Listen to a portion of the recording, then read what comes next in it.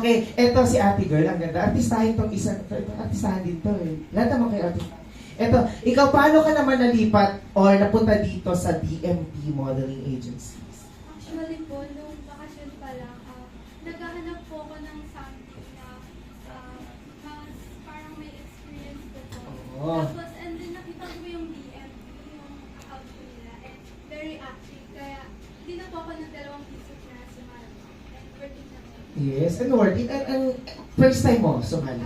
Si mami mo rin ba yung nag-push sa'yo or ikaw? Hindi po, ako lang po talaga. Wow! As in, dream mo maging model? Runway model? Yes po.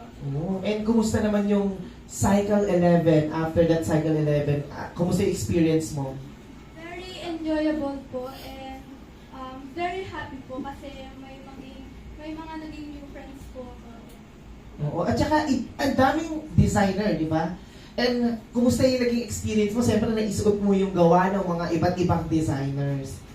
Siyempre, super grateful po ako sa ating mga designers kasi nabigyan po ako ng chance na isuot yung mga gawa ko.